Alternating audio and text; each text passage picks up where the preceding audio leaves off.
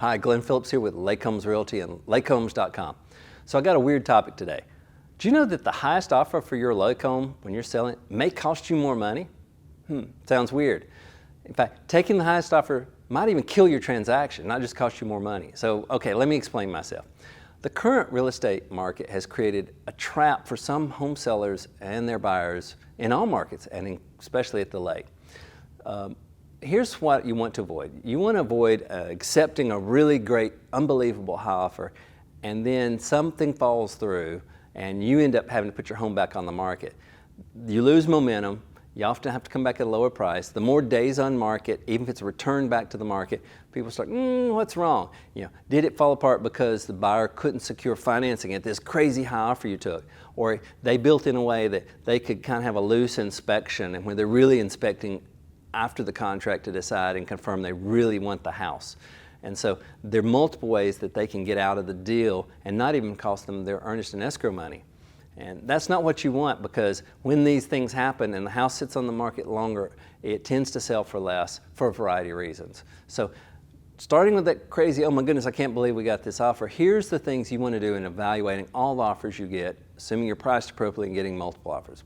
One, I suggest for lake real estate, avoid selling too quickly.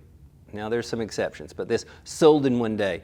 The buyer for these properties often lives a state away. You put it on the market for one day, they're either incented to make you an offer sight unseen that they're going to build some ways to get out of the deal, or they're not going to even make an offer at all. And let's think about this. Getting more offers is going to improve the odds you're going to get a great offer. So don't try to squeeze it down. That makes it easy for the listing agent that you sold it one day. They get their money and they're happy, but you're probably not going to make the best return on that. So unless your number hits your number, you're completely satisfied, the deal's done, go for it. But otherwise, to maximize, you want to be sure that you allow time for better and more offers. Number two, deeply consider transactions that are all cash. Over half the lake properties purchased in this country are cash. They don't have a lending, and so it removes the financing contingency. This is a buyer who can afford the property, and this is something that will make the deal flow easier. It makes the closing easier. It makes a host of things easier. So you may take a little less offer, a little less price on an offer, but it makes the deal more likely to close and with less hassle, and then you may come out better. Look for limited or no contingencies. Now, if I'm working with somebody that's buying, our agents are working with somebody who's buying a property, you want to put some things to protect yourselves from the risk of home inspection and maybe I don't get financing and not lose my earnest money. But as a seller, fewer contingencies are better. In fact, an offer comes in with a whole set of contingencies, even if it's got a high crazy price you're excited about, is more likely to fall apart and make you reset back at the beginning, starting all over again. So contingencies equal risk for the deal to kill. Or for them to even come back and say, oh, after the home inspection, here's our list of 40 things we want you to spend money on the house for. And once again, you've got to decide how you're going to deal with it.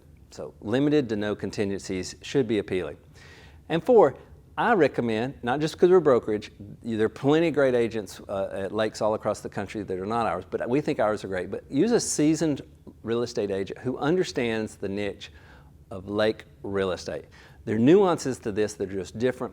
Many buyers may be buying their first lake home and may not understand, and your agent can help through the other agent negotiate that in a better way, make it clear, and get you more money for your transaction. There's somebody who's unfamiliar with the nuances of the lake, and when they're unclear, they may not be able, even unknowingly, they may miss something that would cost you money. So think about having the expert. If you had a custom Maserati, you want the guy who's a specialist at custom imports, not somebody who just sells great cars at the local dealer of domestic cars. So think of the same thing about your specialty product. Anyways, these are 4 of my tips of how the highest offer for your lake home may cost you more money. Use these. I want you to get the best money you can for your home in a fair way. These are ways to avoid some of those risks and maximize your return in the end.